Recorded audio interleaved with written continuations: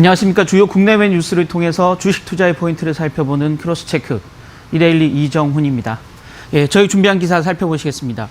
어제 국제유가 또 가파르게 뛰었습니다. 한동안 20달러 중반대에서 좀 안정을 찾나 했던 유가가 다시 왜 이렇게 하락하고 있는지, 글로벌 경제와 시장에는 어떤 영향을 미칠지 함께 좀 살펴보시겠습니다.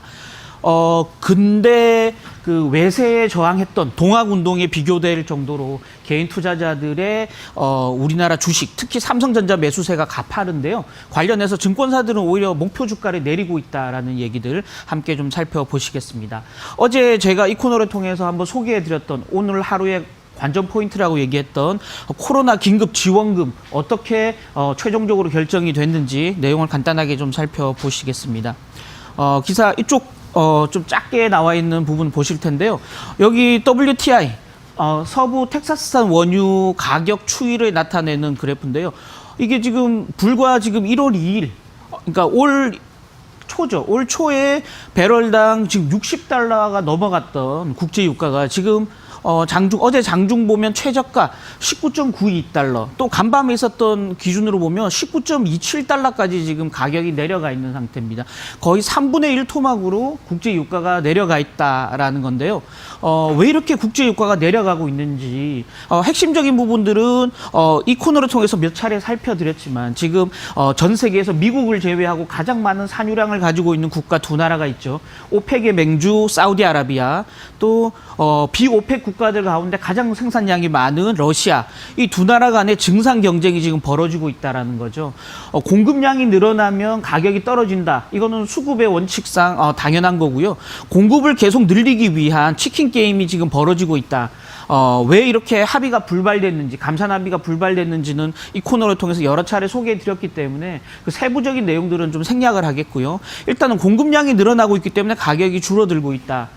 당연히 그렇게 이해될 수 있겠고요. 두 번째는 큰 우려는 뭐냐면 코로나로 인해서 공급은 늘어나는데 수요가 어느 정도 받쳐줘야 가격이 안정될 텐데 공급이 늘어나는데 수요가 더 줄어들고 있다는 게 가장 큰 우려의 부분입니다. 여기 한번 보시면 국제유가 폭락으로 인해서 전 세계 수요 국가들이 지금 계속 코로나로 인해서 봉쇄 정책을 지금 펴고 있다. 글로벌 교역도 막고 인구 간의 이동을 막고 또 여객기의 운항도 막고 이런 봉쇄 조치들을 잇따라 취하다 보니까 비행기가 뜨지 않고 배가 뜨지 않고 따라서 글로벌 원유 소비가 계속 줄어들 수밖에 없다라는 거죠. 이런 부분들이 공급량이 늘어나고 수요가 줄어드는, 당연히 가격이 폭락할 수밖에 없는 구조로 가고 있다라는 건데요. 좀 더 세부적인 내용들은, 정치공학적인 내용들은 여기서 좀 살펴보시도록 하겠습니다. 일단은 두 나라, 지금 사우디와 러시아 얘기를 드렸는데요. 두 나라가 지금 그 감산 합의에 불발되면서 지금 당장 4월 1일부터, 내일부터죠. 4월 1일부터 사우디아라비아 같은 경우는 기존의 하루 생산량이 970만 배럴이었는데 무려 1,300만 배럴로 지금 증산을 하겠다. 거의 30% 가까이 산유량을 늘리겠다라고 공언을 한 상태고요. 아직 구체적인 수치는 밝히지 않았지만 이에 대응해서 러시아 역시 산유량을 추가로 늘리겠다라고 얘기를 하고 있는 상태입니다. 이 두 나라 간의 지금 경쟁이 계속적으로 나타날 수밖에 없다. 다만 지금 6월에 오펙 정례회의가 지금 예정이 돼 있는 상태이기 때문에 6월 이전까지는 두 나라 간의 이런 다툼이 계속될 수밖에 없다. 다만 6월쯤 되면 국제유가가 계속적으로 하락하거나 저유가 상태를 유지할 경우에 오펙과 비오펙 국가들, 대표 국가들 간에 어느 정도 6월에 합의 가능성이 좀 나올 수도 있다. 다만 6월까지는 아직 2달 정도 남았기 때문에 앞으로 2달간도 저유가 국면이 계속될 수밖에 없다라는 걸 좀 감안하셔야 될 것 같다라는 거고요. 그럼 이 두 나라 간의 합의에 좀 물꼬를 틀 수 있는 나라가 어느 나라일까? 바로 미국이죠. 그동안 사실은 사우디와 러시아 두 나라가 계속 감산을 통해서 국제 유가를 받쳐주면서 수혜를 본 나라가 바로 미국입니다. 미국은 셰일 오일로 대표되는 그 새로운 오일, 비전통적 원유 생산 국가인데요. 이 국제 유가가 어느 정도 받쳐주면서 최소 40달러가 돼야 BEP를 맞출 수 있는 셰일 오일 생산량이 빠르게 늘어났다라는 거죠. 그에 따라서 이 감산 합의 덕에 미국이 세계 1위의 산유국으로 올라설 수 있었다라는 건데요.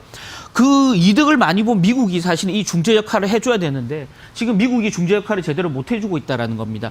지난 대통령 선거에서의 개입 사건으로 인해서 러시아와 미국 사이가 굉장히 좋지 않다는 건 누구나 다 아시겠고요. 사우디아라비아는 그나마 중동에서 미국이 어떤 대리인 역할을 해줬는데 최근 들어서 미국 셰일 오일 생산량이 늘어나면서 사우디아라비아도 미국 편만 들기는 굉장히 어렵다라는 거죠. 왜냐하면 원유 시장에서 미국은 사우디의 경쟁 국가가 되다 보니까 서로 간에 어느 정도 알력이 계속 생길 수밖에 없다라는 겁니다. 그래서 실제 지금 국제 유가가 빠르게 하락하면서 어제 같은 경우 장중에 트럼프 대통령이 미국 러시아 푸틴 대통령과 전화 통화를 가졌고요. 또 미국의 폼페이오 국무장관이 사우디아라비아의 빈 살만 왕세자랑 통화를 하면서 국제 시장이 굉장히 불안하니까 산유량을 좀 줄여달라라고 요청을 했는데 미국의 요청을 러시아, 사우디 단박에 거절하고 말았다. 따라서 미국이 지금 기본적으로 이 두 나라 간의 합의를 도출시킬 수 있는 그런 어떤 동력 자체가 없다라는 게 6월까지 국제유가가 계속 하락할 수밖에 없는 핵심적인 요인이 될 수밖에 없다라는 거고요. 다만 6월에 오펙이 감산에 합의를 하거나 또 그 이전에 셰일 오일 기업들이 한계 기업들이 많이 부도가 나면서 미국의 생산량이 줄어들 경우에 국제유가는 어느 정도 바닥을 찍고 반등할 여지는 있다. 그러나 감산 합의에 이르지 않는 이상은 본격적인 유가 반등은 기대하기 굉장히 어렵다라는 점에서 정유주라든지 화학주라든지 국제 유가 하락에 따른 피해를 보는 업체들의 주가는 계속적으로 좀 하락 압력을 강하게 받을 수밖에 없다라는 점에서 정유 화학주에 대한 보수적인 투자가 좀 필요하다라는 거고요. 또 원유에 투자할 수 있는 다른 방법 ETF가 있죠. 원유 ETF 같은 경우 최근 국제 유가가 하락을 하면서 원유 ETF 원유 가격 반등을 노린 ETF 투자가 늘어나고 있다라는 소식들이 간간히 들리는데요. 지금처럼 국제유가가 하락 압력이 계속되고 있고 변동성이 크다라면 원유 ETF 투자 역시 굉장히 리스크가 커질 수밖에 없다라는 점에서 신중한 투자를 좀 가져갈 필요가 있다라는 점 다시 한번 강조드리도록 하겠습니다. 다음 뉴스 한번 보실 텐데요. 다음 뉴스는 삼성전자 얘기입니다. 국내 증시를 대표하는 기업이고 국내 증시가 본격적인 반등을 하려면 삼성전자 주가가 좀 반등의 선봉에 설 수밖에 없다는 점에서 삼성전자 주가가 앞으로 어떻게 움직이느냐가 우리 증시의 키포인트다라고 말씀드릴 수 있을 것 같은데요. 지금 삼성전자를 둘러싸고 여기 동학 3전 운동이라고 얘기할 정도로 외국인과 개인 투자가 간의 그 수급상 경쟁이 치열하게 벌어지고 있다는 건데요. 여기 1월 20일 지난 코로나19 사태 국내 첫 확진자가 나온 날입니다. 그날 이후 지금까지 한 2달 정도의 시간이 지났는데요. 2달간 개인과 외국인이 삼성전자를 놓고 어떤 경쟁을 벌이고 있는지를 한번 보시면 이 기간 동안 외국인들이 삼성전자 주식을 7조 원 넘게 순매도하면서 주가를 계속 떨어뜨렸다라는 건데요. 삼성전자 주가는 생각보다 많이 빠지진 않았습니다. 왜 그랬는가? 기관 투자가도 소폭 순매도했지만 이 물량을 개인들이 다 받아냈다는 거죠. 개인들이 7조 4,700억 정도 순매수를 기록하면서 외국인의 순매도보다 더 많은 양을 개인들이 순매수해주고 있다는 거고요. 지금 어제도 잠깐 말씀드렸지만 총 45조 원, 역대 최대 규모의 고객 예탁금, 주식 매수 대기 자금들이 지금 뒤를 받치면서 개인 투자가들이 외국인에 대해서 더 팔아봐라. 우리는 계속 이 물량을 통해서 받아내겠다라는 태세를 보이면서 삼성전자 주가의 어떤 수급 버팀목 역할을 개인들이 해주고 있다는 건데요. 핵심적인 부분은 개인들이 버텨낼 수 있는 어느 정도 그 여력상 한계가 있을 수밖에 없다는 거고요. 의미 있는 반등을 좀 삼성전자가 보여줘야 될 시점인데 지금 상황 자체는 그런 우호적인 상황은 아니라는 겁니다. 증권사들이 삼성전자의 목표 주가를 내리고 있다는 건데요. 여기 기사를 한번 보시면 삼성전자, 지금 하나금융투자 같은 경우 종전의 삼성전자 목표 주가가 67,000원이었는데요. 지금 지난 16일에 63,000원으로 하향 조정을 했고요. 지금 현대차증권 같은 경우는 7만 원이 넘었던 삼성전자 목표 주가를 64,000원까지 거의 7,000원 가까이 하향 조정하면서 삼성전자 주가가 앞으로 상승은 하겠지만 상승폭 자체는 조금 제한될 수밖에 없다는 얘기를 하고 있는데요. 왜 그러냐? 삼성전자의 실적 전망 자체가 조금 하향 조정되고 있다는 게 가장 핵심적인 부분입니다. 삼성전자 같은 경우 지금 1분기 실적 전망을 보면 불과 한 달 전만 해도 6조 원이 충분히 넘어갈 것이다. 영업이익이 지금 그런 식으로 전망됐지만 지금 시장 컨센서스를 보면 한 5조 7천억에서 5조 8천억 정도로 지금 한 3, 4천억 정도 영업이익이 줄어들 것이다라고 전망을 하고 있는 상태고요.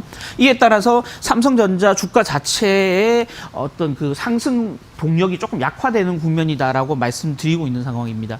여기 기사를 한번 보시면 재택근무가 굉장히 늘어나면서 서버 디램 수요가 많이 늘어나고 있다는 건 이 코너를 통해서 말씀드렸죠. 그래서 반도체 같은 경우는 1분기에도 삼성전자 영업이익이 4% 정도 늘어날 것이다라고 전망이 되고 있지만 그 외의 부분들, 휴대폰, 디스플레이, 가전 이런 부분들이 코로나19 사태의 국제 봉쇄를 통해서 계속적으로 판매량이 줄어들고 있다. 지금 갤럭시 S20 같은 경우 전작인 S10보다 판매량이 절반 정도에 불과하다라는 소식도 들리고 있는데요. 이러다 보니까 반도체는 좋으나 다른 부분의 실적 악화가 영업이익 감소로 이어지고 있다. 라는 게 지금 핵심적인 부분이고요. 이렇게 본다 그러면 삼성전자 주가는 향후에 반등하겠지만 중장기적으로 보면 반등 여력이 충분히 있지만 단기적으로는 수급상, 실적상 상승하는 폭 자체는 좀 제한될 수밖에 없다. 이런 점에서 오히려 최근 들어서 개인 투자가들 가운데 SK 하이닉스를 더 주목하는 그 투자자들이 있는데요.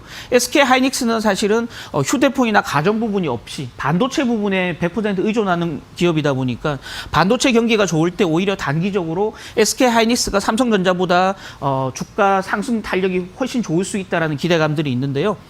저도 개인적으로는 단기적으로 트레이딩 관점이라면 SK 하이닉스를 추천할 만하다. 다만 중장기적으로 조금 더 길게 가져갈 투자자들이라면 삼성전자를 지금부터 저가에 분할 매수하는 전략도 충분히 고려할 만하다. 왜냐하면 1분기 영업이익은 하향 조정되고 있지만 연간으로의 영업이익 자체는 계속 연초 수준을 유지하고 있는 상태이기 때문에 펀더멘탈리하게 삼성전자의 펀더멘탈 자체는 훼손되지 않고 있다. 코로나19 사태로 인해서. 그런 점으로 인해서 외국인 매수세가 살아난다고 할 때는 삼성전자 주가가 중장기적으로 가장 큰 탄력을 받을 가능성이 있다는 점에서 길게 보면 삼성전자, 단기적으로는 SK 하이닉스에 대한 투자도 고려해 볼 만하다라는 말씀 추가로 드리도록 하겠습니다. 마지막 기사 잠깐 보실 텐데요. 어제 정부가 발표했던 문재인 대통령이 제3차 비상경제회의에서 발표한 코로나 긴급지원금 총 9조 1천억 규모인데요. 이 어떻게 결정이 됐는지를 좀 살펴보시도록 하겠습니다. 지금 1인 가구 기준으로 40만 원을 지급하고요. 4인 가구 이상 기준으로 100만 원을 지급한다. 다만 소득 기준 자체가 명확하게 나오진 않았습니다만은 1인 가구 기준으로는 한 달 소득이 한 250만 원 안팎이요. 250만 원이 안 되는 1인 가구 같은 경우는 한 달에 40만 원의 그 긴급 지원금을 받을 수 있고요. 4인 가구 기준으로는 712만 원. 근데 밑돌 경우에 100만 원의 코로나 지원금을 받을 수 있게 됐다라는 거고요. 그 총 규모는 9조 1천억 정도고요. 각 지역 지자체가 발행하는 전자화폐라든지 또는 지역사랑 상품권 형태를 통해서 석 달 동안 사용하도록 하고요. 석 달 내에 사용하지 않으면 이 지원금 자체가 사라지는 형태로 그래서 석 달간 전통시장이라든지 본인들이 속해 있는 지자체의 영세 가게를 이용해서 물품을 구매할 경우에 이 지원금을 현금처럼 쓸 수 있는 구조다라는 거죠. 이렇게 본다 그러면 일정 부분은 그 지역 내에 지자체라든지 전통시장이라든지 자영업자들 소득으로 연결되기 때문에 충분히 내수 경기를 살리는 효과가 제한적으로 좀 나타날 수 있다라는 거고요. 다만 내수 경기가 살아나는 자체의 어떤 효과에 비해서 향후 부담할 수 있는 정부의 어떤 재정 사이드의 부담이 커질 수 있다라는 우려감도 여전한데요. 다음 기사를 한번 보시면요. 여기 나오는데요. 2차 추경 어제 정부가 발표했습니다. 지금 1차로 11조 7천억의 추경을 편성하겠다고 했는데요. 2차로 7조 1천억 원의 추경을 편성하겠다. 그래서 총 9조 원이 넘게 들어가는 코로나 긴급 지원금 가운데 7조 원 정도를 이 추경으로 메꾸겠다라는 겁니다. 그래서 총 연간으로 보면 19조 원 정도의 추경을 정부가 편성한다라는 거고요. 이미 40%를 넘어가 있는 국가 채무 비율, GDP 대비 국가 채무 비율이 앞으로 위로 더 올라갈 가능성이 충분히 있다라는 거고요. 그만큼 재정 건전성이 악화돼서 향후 또 다른 위기가 올 때 정부가 재정을 뿌릴 수 있는 가능성이 제한적일 수밖에 없다라는 위험 하나가 있고요. 또 하나는 지금 적자 국채 발행 이렇게 추경을 편성하면서 생기는 자금 부족분을 적자 국채를 찍어서 자금을 시장에서 조달하게 되는데요. 국채 발행 물량이 늘어난다는 말은 국채 공급량이 늘어나니까 당연히 국채 가격이 떨어지게 되고요. 국채 가격이 떨어진다는 말은 국채의 금리, 이자율 자체가 높아진다는 거죠.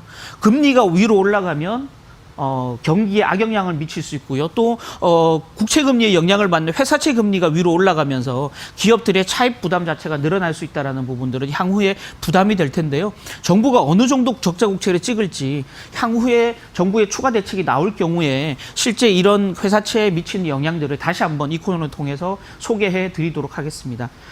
오늘 저희가 준비한 기사는 여기까지고요. 간밤 뉴욕 증시는 큰 폭의 반등세를 보였습니다. 다만 아까도 말씀드렸지만 단기 트레이딩 관점이라면 충분히 조금 조심해 볼 필요가 있다. 왜냐하면 이번 주에 각국의 수출입 동향이나 제조업 PMI 지수, 미국 고용 지표가 발표되다 보니까 코로나 영향이 적나라하게 드러나는 지표들이 시장에 충격을 미칠 수 있다. 그래서 단기적인 트레이딩 관점에서는 시장에 대해서 조심할 필요가 있다. 다만 중장기적인 관점이라면 지금 충분히 매수할 여력이 있는 국면이다라는 점 다시 한번 강조드리도록 하겠습니다. 지금까지 이정훈이었습니다.